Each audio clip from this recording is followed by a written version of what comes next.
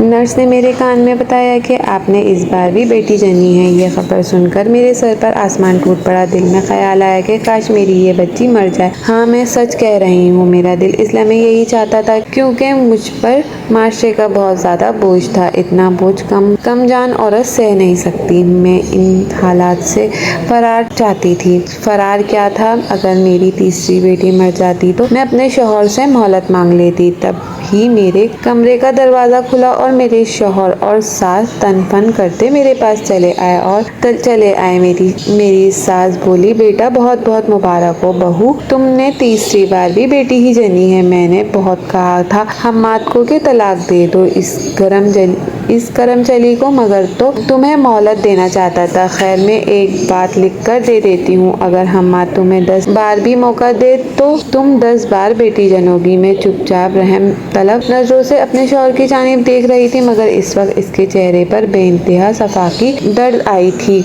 मैं चाहती थी कि किसी तरह मेरा शौहर इंतहाई कदम उठाने से रुक जाए। हम्माद बोला, बानो तीसरी बेटी तुमको मुबारक हो। हाँ, मैं तुम्हें तलाक देकर खुद को तुम जैसी मनहूस औरत से आज़ाद करता हूँ। अब तुम जानो और तुम्हारी ढेर सारी बेटियां जाने। आज मेरा सब्र खत्म हो गया। मुझे इस वक्त रोना नहीं आया। मैं जी खड़ाकर बोली, तलाक दे दो, मगर अब इन बेटियों का नान नफका अब तुम्हारे जिम्मे है क्योंकि बाप हो तुम इनके। हम्माद ढिठाई से हंसकर बोला, अच्छा चलो, तुम मुझसे अपनी बेटियों का खर्चा लेकर देख लो, चल जाएगा में कितना दम है। जिस अदालत का भी दर खटखटाओगी, अदालत का दर खटकाओगे, रुसवाई के सिवा कुछ भी नहीं आएगा। मेरा दिल एकदम हिल सा गया। मगर मैं मुस्कुराकर बोली, हम्माद अगर तुम्हारा मुकदमा सबसे बड़ी अदालत में ले जाऊं। वो हंसकर बोला, सुप्रीम कोर्ट में मेरा कुछ नहीं बिगाड़ेगी।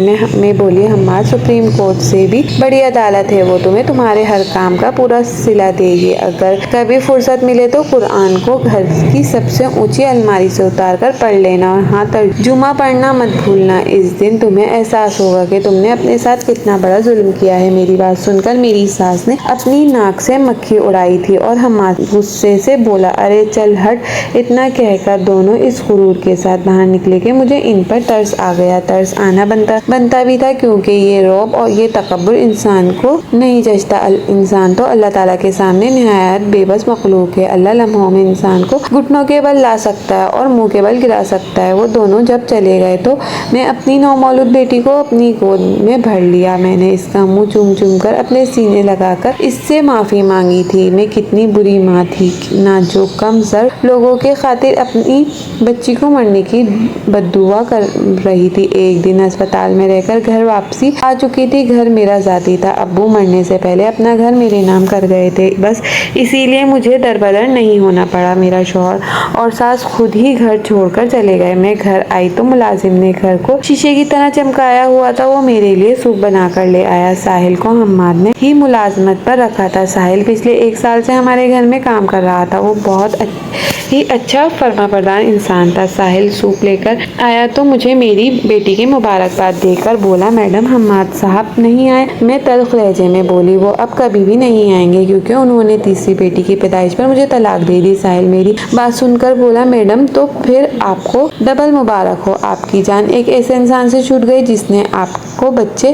पैदा करने वाली मशीन बनाकर रखा था, आपको आपके मकाम से गिरा दिया था। खैर, आप आराम करें, आपको अभी आराम की ज़रूरत है। साहिल के जाने के बाद मैंने सोचा कि बेचारा है तो एक मुलाजिम, मगर इसकी सोच कितनी आला है। ज़रूर इसकी तरबियत करने वाली माँ ने इसको एक अच्छा इंसान बनाया था। कुछ दिन में बिस्तर पर पड़ी रही। मेरी बड़ी बेटी स्कूल जाती। एक दिन नीलम बोली, मम्मा स्कूल की फीस अभी तक आपने जमा नहीं कराई। मैं परेशान हो गई। बोली, तुम फिक्र ना करो, सुबह तक तुम्हारा ये काम भी हो जाएगा। नीलम को तसल्ली देकर खुद बेचैन हो गई। मैंने जल्दी से अलमारी खोलकर अपना पर्स निकाला तो इसमें 100 रुपए का नोट निकला। मैं आह कर रह गई थी। हम्माद बहुत अच्छी कंपनी में काम करता था। वो हर माह लाखों के हिसाब से कमाता था, मगर इसने कभी मेरे हाथ पर खर्च नहीं रखा था। अगर वो मुझे थोड़े बहुत पैसे देता रहता तो आज मेरे पास सेविंग भी तो होती। मैंने सोचा कि अपने जेवरात बेचकर चलो बेटी की स्कूल की फीस भर दूंगी। मेरे वालिदैन ने मुझे मुझे जहेज में अच्छा खासा सोना दिया था। मैंने जल्दी से अपने जेवरात के डब्बे बाहर निकाले। जैसे ही मैंने वो डब्बे खोलकर देखे तो मैं दंग रह गई थी, क्योंकि वो सब के सब खाली पड़े थे। मेरी आंखों में आंसू बहने लगे, मेरा सब टूट गया। मैंने आसमान की तरफ मुंह करके कहा, ए अल्लाह आप देख रहे हैं ना आपके बंदे मुझे किस हाल पर ले आए हैं। मैं बड़ी देर बैठी रोती रही और दुआएं करती रही। जब दिल को थोड़ा हौसला हुआ तो उठकर बाहर निकल गई। साहिल किचन में खाना बना रहा था। मैं किचन में चली गई तो मैं बोली, साहिल तुमसे एक बहुत ज़रूरी बात करनी है। वो बोला, जी मैडम कहिए, क्या कहना है। मैं बोली, मेरी अलमारी से मेरे जेवरात चोरी हो गए हैं। साहिल मेरी बात सुनकर एकदम से बौखला गया। इसके हाथ से चम्मच छूटकर नीचे गिर गया। वो बोला, मैडम आपको किस पर शक है। मैं बोली, हम्माद पर। तब मुझे साहिल के चेहरे पर एक सुकून सा नजर आया था। इसका ये सुकून देखकर मैं बेसुकून हो गई थी। कहीं साहिल ने ही तो इससे आगे में कुछ सोचकर खुद को मजीद परेशान नहीं करना चाहती थी। मैं बोली, साहिल तुम जानते हो मेरा शौहर मुझे तलाक देकर चला गया है। मेरा कोई जरिया माश भी नहीं है, इसलिए मैं चाहती हूँ कि तुम ये काम छोड़कर चले जाओ, क्योंकि मैं तुम्हें तनख्वाह नहीं दे पाऊंगी। साहिल कुछ देर सोचता रहा, फिर बोला, मैडम मैं आपको इन हालात में छोड़कर नहीं जा सकता। मैं बोली, तुम यहाँ रहकर क्या कर लोगे। वो बोला, मैं आपकी मदद करना चाहता हूँ। मैं कहीं और जॉब कर लूँगा और आपको महीने भर का खर्चा देता रहूँगा। तब मैं गुस्से में बोली, साहिल तुम ये किस रिश्ते के तहत करोगे। साहिल तब मेरे रूबरू आकर खड़ा हो गया। इसने मेरी आंखों में आंखें डाली थी और बोला, बीवी बन जाओ, मुझसे शादी कर लो। मैं तो साहिल की बात सुनकर चौंक गई थी। मुझे तो कोई जवाब भी नहीं सूझ रहा था। मैं तब बोली, नहीं साहिल मैं किसी का एहसान नहीं लेना चाहती। साहिल बोला, एहसान की क्या बात है मैडम, मैंने कभी न कभी तो शादी करनी है ना, तो फिर आप क्यों नहीं। तब मैं बोली, क्यों, मैं एक तलाक याफ्ता औरत हूँ, 3 बच्चों की माँ हूँ, जबकि तुम एक जवान और खूबसूरत इंसान हो। साहिल बोला, कम खूबसूरत तो आप भी नहीं है। मैं साहिल के मुँह से इस किस्म की बात सुनने की तवक्का नहीं कर रही थी, इसलिए मैं अपने कमरे में आ गई। मेरा दिल जोर जोर से धड़क रहा था। मैंने अजीब हालात में घर गई थी। खैर मैंने सोचा कि मैं साहिल को झड़क दूं तो वो अपनी बात से पीछे हट जाएगा, मगर वो तो बहुत जिद्दी निकला। बार बार मुझे शादी करने का कहता। एक दिन तो इसने मेरे पाँव पकड़ लिए। तब मेरे पास कोई हल नहीं बचा। मैंने सोचा कि इसे ऐसा काम कह देती हूँ कि वो कर ना सके और शादी के इरादे से बाज आ जाए। मैं बोली, साहिल एक शर्त है, तुमसे शादी करने के लिए तैयार हो जाऊंगी अगर तुम रोजाना 50,000 मेरे हाथ पर लाकर रख दिया करोगे। साहिल हैरानी से मुझे देखता रहा। कुछ देर सोचने के बाद बोला, ठीक है मैडम, मैं इस शर्त को मानने के लिए तैयार हूँ, आप मुझसे शादी कर लें। मुझे साहिल से इस बात की हरगिज तवक्का नहीं थी, क्योंकि वो तो हमारे घर का कुल वक्ती मुलाजिम के तौर पर काम करता था। मैं चुप करके उठकर अपने कमरे में चली गई, क्योंकि मुझे मालूम था कि साहिल ये सब जज्बात में आकर कहा होगा। शाम तक मैं अपने कमरे में बैठी रही। तब मेरे कमरे के दरवाजे पर दस्तक हुई। मैंने उठकर दरवाजा खोला तो सामने साहिल खड़ा था। वो बड़ा निकरा सा लग रहा था। मुझे देखकर बोला, बानो में मौलवी साहब और गवाहान को ले आया हूँ, आप जल्दी से तैयार हो जाए। मैं दंग रह गई थी। खैर मैंने अल्लाह का नाम लिया और साफ सुथरा लिबास पहन लिया। मैंने सारा मामला अल्लाह के सुपुर्द कर दिया था। मैंने जैसे ही बाहर निकली, मौलवी साहब ने निकाह पढ़ाया। साहिल बाहर से ही खाना ले आया था। उसने सबको खिलाया और रुखसत कर दिया। मेरी तीनों बेटियां सो रही थी, जबकि बाहर लाउंज में बैठी थी। साहिल आकर मेरे पास बैठ गया। वो बोला, बानो तुम्हें हासिल करके ऐसा लगा है कि मैं सब कुछ हासिल कर लिया, अब मुझे किसी और चीज की तमन्ना ही नहीं रही। मुझे साहिल की बेसरो बातों पर हंसी आ गई थी, क्योंकि मैं जानती थी कि वो मुझसे मोहब्बत नहीं करता था। साहिल ने खुद एक वफादार मुलाजिम साबित करने की कोशिश की थी और कुछ नहीं। मैं चुपचाप उठकर अपने कमरे में चली गई तो थोड़ी देर बाद साहिल मेरे लिए खाना ले आया। साहिल बोला, बानो मैं तुम्हारा बहुत ख्याल रखूंगा। मुझे साहिल की ये बातें अच्छी नहीं लग रही थी, इसलिए मैंने इसे झिड़क दिया और बोली, साहिल तुम उठकर बाहर चले जाओ, जब तक तुम मेरी शर्त पूरा नहीं करोगे मैं तुम्हें अपना शौहर तस्लीम नहीं करूंगी। साहिल एकदम सा बुझ गया। अगले दिन सुबह उठ गया, अपने मामूल के काम निपटाकर मेरे पास आया और बोला, बानो मैं तुम्हारी शर्त पूरी करने जा रहा हूँ, मेरे हक में दुआ करना। मैंने सर हिलाया तो वो गेट से बाहर निकल गया। मैं जानती थी कि साहिल ये शर्त पूरी नहीं कर पाएगा, वो एक दिन मुझे छोड़कर भाग जाएगा। मेरी बेटियां स्कूल जा चुकी थी, जबकि छोटी बेटी थोड़ी देर के ये जागी थी, दूध पीकर फिर सो जाती थी। ऐसे में मुझे घर खाने को दौड़ रहा था। मुझे रह रहकर साहिल का ख्याल आ रहा था, क्योंकि वो पिछले 1 बरस से मेरे घर में मुलाजमत कर रहा था। इसके होने से बहुत तहफ़्फ़ुज़ का एहसास होता। अब तो बार बार गेट के लॉक चेक कर रही थी। दोपहर का खाना मुझे खुद ही बनाना पड़ा। साहिल रात 10 बजे के करीब घर वापस आ गया था। वो इतना थका हुआ था कि इसकी बहुत अजीब सी हालत थी। मैं ऐसी हालत में उसे देखकर डर गई। उसने आते ही 50,000 मेरे हाथ में थमा दिए। मैं इन पैसों को देखकर हैरान रह गई थी। मैं बोली, ये कहाँ से लाए? वो बोला, मानो मैं पैसे लाया हूँ, क्या इतना काफी नहीं? मैं चुप कर गई। वो उठकर बाहर निकल गया था। घर से जाने से पहले वो मुझे बता कर गया था। मुझे यही लगा था कि जरूर साहिल ये पैसे की कर्ज के तौर पर लाया होगा। आज भी वो रात के 10 बजे के करीब घर लौटा था, मगर अफसोस की बात ये कि आज भी इसका बहुत बुरा हाल हुआ था। यूं करते करते 1 हफ्ता गुजर गया। इसने 7 दिनों में मेरे हाथ पे 3.5 लाख रुपए रख चुका था। साहिल के पास इतने पैसे कहाँ से आ रहे थे? मैं जानती थी कि इतना कर्ज तो कोई इसको दे नहीं सकता। एक गरीब आदमी को कोई हज़ारों रुपए देने के लिए डरता है। कच्चा 3.5 लाख रुपए में साहिल पर शक नहीं करना चाहती थी, मगर मेरे अंदर कुछ खटका हुआ। साहिल किसी गलत एक्टिविटी में मुलविस हो सकता है, और ये हो सकता है मेरा जेवर हम्माद ने नहीं बल्कि साहिल ने चुराया हो। अब वो बेचकर मुझे पैसे लाकर दे रहा हो। मेरे अंदर सवालात की बौछार हो चुकी थी। जिंदगी से नफरत महसूस हो रही थी। मैं ये सोच कर थक चुकी थी कि अगर साहिल का करप्ट निकला तो मैं क्या करूंगी? मेरा क्या बनेगा? इस सवाल पर मैं चौंक गई।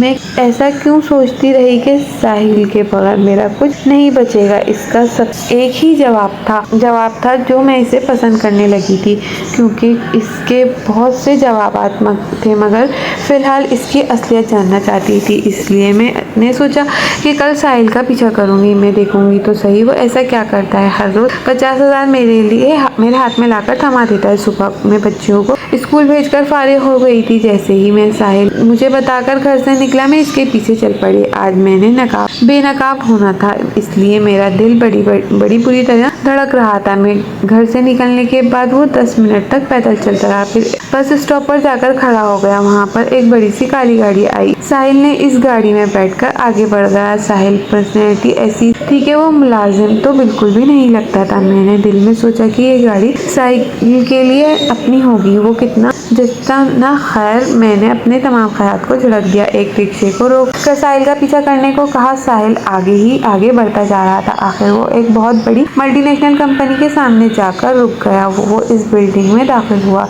तो माजी के झरोखे मेरे सामने खुल गए थे। शादी से पहले एक बार इस कंपनी में इंटरव्यू देने आई थी। मेरा इंटरव्यू 3 मर्द हजरात ने लिया था और तीनों ने ही मुझे रिजेक्ट कर दिया था। हालांकि मेरे पास अच्छी डिग्री भी मौजूद थी। फिर साहिल का इस ऑफिस में दाखिल होना मुझे चौंका गया था। मैंने छोटी बेटी को बगल में दबाया। ऑफिस में दाखिल हुई। मैंने देखा साहिल एक कमरे में दाखिल हुआ। मैंने सिक्योरिटी वालों पर से नजर बचाकर इस कमरे में दाखिल होने की कोशिश की तो रिसेप्शन ने मुझे देख लिया था। इसने मुझे रुकने की कोशिश की। मैं भागकर इस कमरे में दाखिल हो गई, जहाँ कुछ देर पहले साहिल दाखिल हुआ था। मैंने जैसे ही कमरे में दाखिल हुई तो साहिल मुझे देखकर चौंक गया। मेरे पीछे ही रिसेप्शन लड़की भी दाखिल हो गई। वो बोली, बॉस। मैंने इस लड़की को रोकने की बहुत कोशिश की, इसने मेरी एक नहीं सुनी। साहिल ने इसे देखकर हाथ के इशारे से बाहर जाने को कहा। तब मैं बोली, बॉस साहिल, तुम इसके बॉस हो क्या? वो बोला, बैठ जाओ बानो, इतनी गर्मी में छोटी सी बच्ची को घर से लेकर क्यों निकली?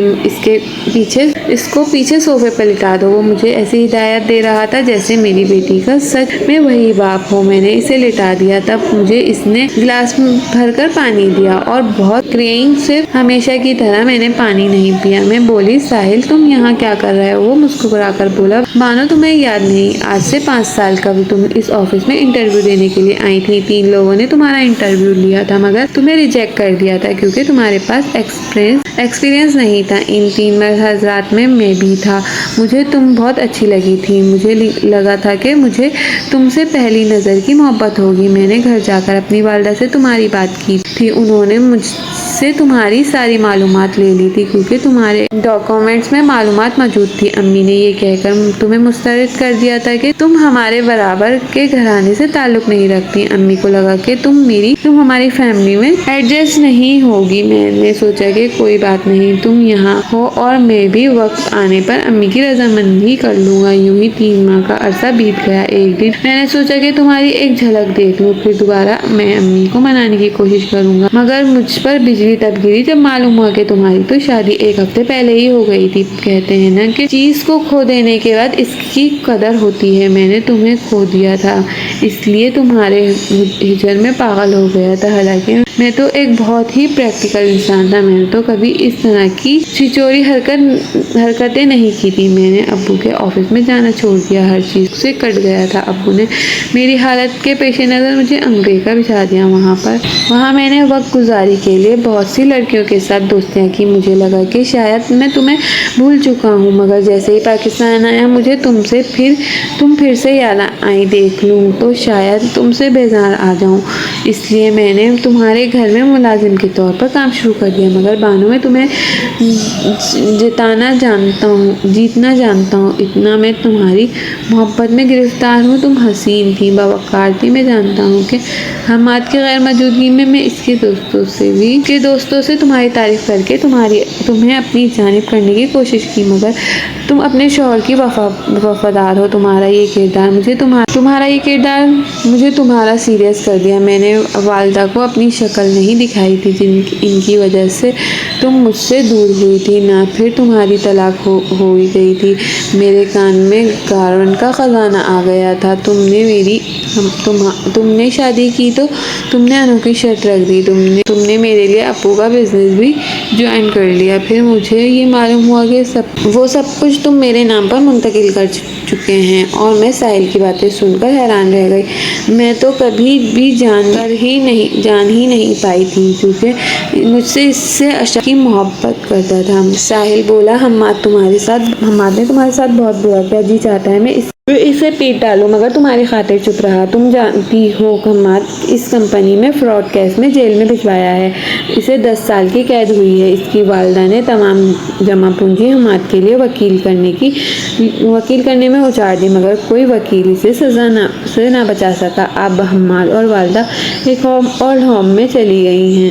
ये सब बातें सुनकर मेरी आंखों में आंसू आ गए। अल्लाह की लाठी सच में बेआवाज़ है। साहिल मुझे और मेरी बच्चियों को अपने साथ घर ले गया, जहाँ इनको दादा दादी का भी प्यार मिला, और मुझे मेरे शौहर से इज्जत, कदर, प्यार और मान मिला, और जो हमाद मुझे भी ना दे सका। दोस्तों, कैसी लगी आपको हमारी कहानी? कमेंट्स बॉक्स में अपनी कीमती राय का ज़रूर इज़हार किया, और अच्छी कहानियाँ सुनने के लिए हमारे चैनल को सब्सक्राइब करिए और वीडियो को लाइक करिए, शेयर करिए। अल्लाह हाफ़िज़।